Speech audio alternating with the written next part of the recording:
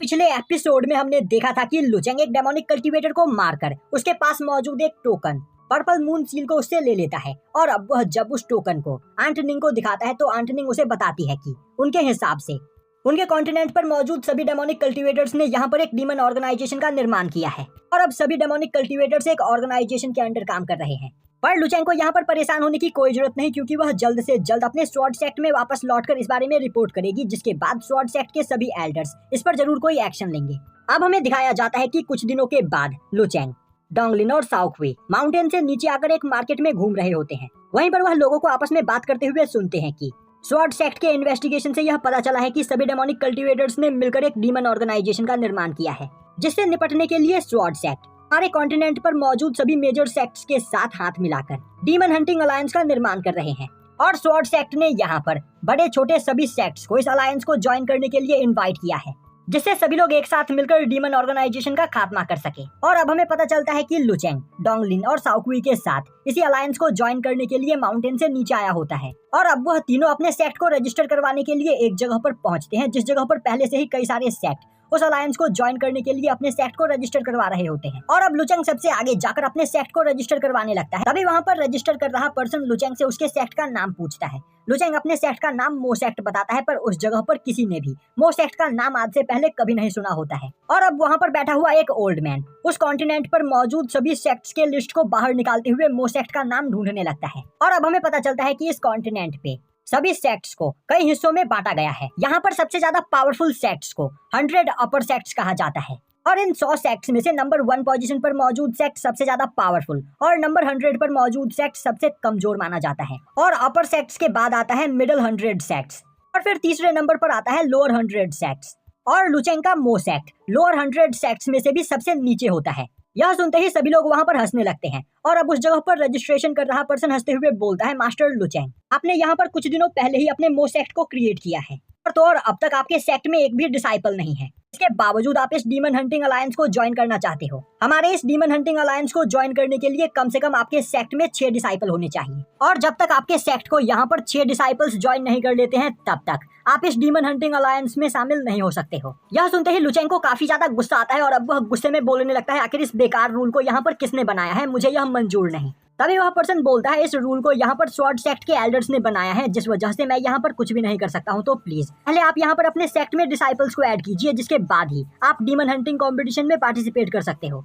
और अब लुचेंग गुस्से में वहाँ से चला जाता है। अब हमें दिखाया जाता है कि लुचेंग, डोंगलिन और साओक्वी पूरे दिन कई सारे टेम्पलेट्स बनाकर अपने मो सेक्ट के अंदर डिसाइपल्स को शामिल करने की कोशिश करते हैं, पर उनके छोटे से मो सेक्ट को वहाँ पर कोई भी ज्वाइन करना नहीं चाह रहा होता है। अब इससे थक कर लुचेंग एक जगह पर आकर बैठ जाता है और सोचने लगता है, आखिर हम अपने सेक्ट के अंदर 6 डिसाइपल्स को यहाँ पर कैसे ऐड करें। दूसरी ओर साओक्वी भी थककर एक जगह पर लेट चुकी होती है। वहीं पर वह बोल रही होती है, आखिर हमारे सेक्ट को यहाँ पर कोई ज्वाइन करना क्यों नहीं चाहता है। हमारा सेक्ट एक बहुत ही ज्यादा ऑसम और कूल सेक्ट है, पर इसके बावजूद लोग हमसे दूर क्यों भाग रहे हैं। और अब साओक्वी उठकर वहाँ पर बैठती है और बोलने लगती है, मास्टर, पूरे दिन इधर उधर भटकने के बाद मैं काफी ज्यादा थक गई हूँ और तो और मुझे यहाँ पर भूख भी लगी है। तभी वह तीनों वहाँ से थोड़ी दूरी पर एक पर्सन को स्टीम बन बेचते हुए देखते हैं और अब वह तीनों भागते हुए जाकर उस पर्सन के पास मौजूद सभी स्टीम बन खरीद कर खा जाते हैं।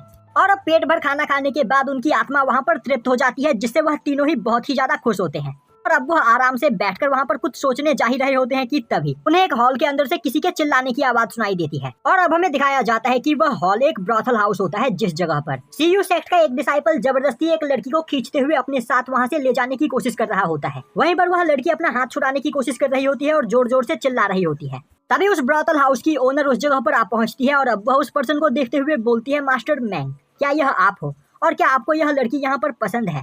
वैसे मैं आपको बताना चाहती हूँ कि आप इसे अपने साथ लेकर नहीं जा सकते हो, क्योंकि मैंने इस लड़की को यहाँ पर बहुत ही सारे पैसे खर्च करके खरीदा है। यह सुनते ही वह पर्सन उस लड़की लुओबिंग को अपनी ओर खींचते हुए नीचे गिरा देता है और बोलता है, तुम्हें पहले यह बात बोलनी चाहिए थी। और अब वह अपने पास से एक स्पेस पाउच को बाहर निकालते हुए बोलता है, इसके अंदर कई सारे पैसे हैं जिसे तुम रख सकती हो, बस मुझे यह लड़की चाहिए जिसे मैं अपने साथ लेकर जा रहा हूँ।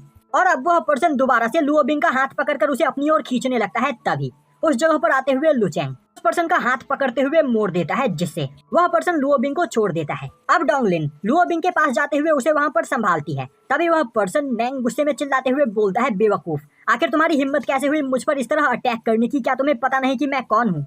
अब वहाँ पर दो यंग लोगों को एक लड़की के लिए फाइट करते हुए देखकर ब्रॉथल हाउस की ओनर के दिमाग में एक आइडिया आता है और अब वो आगे बढ़ते हुए बोलती है, मुझे लग रहा है कि यहाँ पर दोनों यंग मास्टर लुओ बिंग के लिए फाइट कर रहे हैं, पर मैं नहीं चाहती हूँ कि मेरे ब्रॉथल हाउस में यहाँ पर कोई फाइट हो, इसीलिए मैंने यह फैसला किया है कि मैं लुओ बिंग का ऑप्शन करूंगी। जो भी यहाँ पर लुओ बिंग के लिए ज्यादा पैसे लगाएगा वह लुओ बिंग को अपने साथ लेकर जा सकता है। और तो और मास्टर मैंग पहले ही यहाँ पर 5000 सिल्वर टेल्स मुझे दे चुके हैं, तो यंग मास्टर क्या आप यहाँ पर 5000 टेल से ज्यादा की बोली लगाना पसंद करेंगे?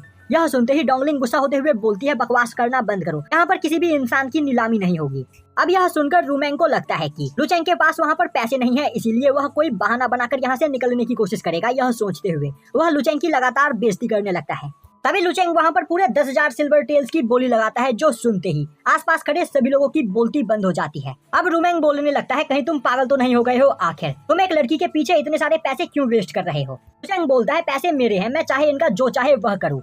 आखिर तुम मुझे यहाँ पर ज्ञान देने वाले कौन होते हो? और तो और अगर तुम्हें इस नीलामी में पार्टिसिपेट करना है और तुम्हारे पास पैसे हैं तो बोली को आगे बढ़ाओ, वरना अपना मुंह छिपाकर यहाँ से निकल जाओ। यह सुनते ही रूमेंग गुस्से में लुचेंग के ऊपर अटैक करने की कोशिश करता है, पर लुचेंग उसे एक उल्टे हाथ का थप्पड़ मारते हुए दूर फेंक देता है। अब रूमेंग गुस्से में अपने साथियों को लुचेंग के ऊपर अटैक करने के लिए बोलता है, पर लुचेंग काफी आसानी से रूमेंग के सभी साथियों को भी इंजर्ड कर देता है। अभी रूमेंग एक सीक्रेट टेक्निक का यूज करते हुए लुचेंग के ऊपर अटैक करने की कोशिश करता है, पर लुचेंग उसे दोबारा से इंजर्ड कर देता है और अब वह उसे एक लात मारकर ब्रॉथल हाउस से बाहर फेंक देता है। अब वहाँ पर रूमेंग काफी ज्यादा डर चुका होता है और अब वह लुचेंग से माफी मांगने लगता है, पर लुचेंग उसके पास आते हुए गिनकर उसे 100 थप्पड़ मारता है।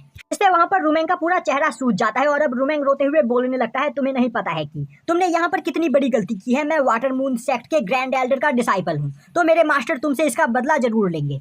यह सुनते ही लुचेंग बोलता है, जब भी तुम्हें और तुम्हारे मास्टर को मुझसे बदला लेने का मन हो, तुम दोनों मो सेक्ट में आकर मुझे ढूंढ सकते हो। और अब रूमेंग के साथी उसे उठाकर अपने साथ वहाँ से ले जाने लगते हैं। वहीं पर जाते हुए रूमेंग बोल रहा होता है, लुचेंग तुम बस इंतजार करो, मैं अपने मास्टर के साथ इस बेइज्जती का बदला लेने के लिए वापस जरूर आऊंगा। और यहीं पर यह एपिसोड खत्म हो जाता है।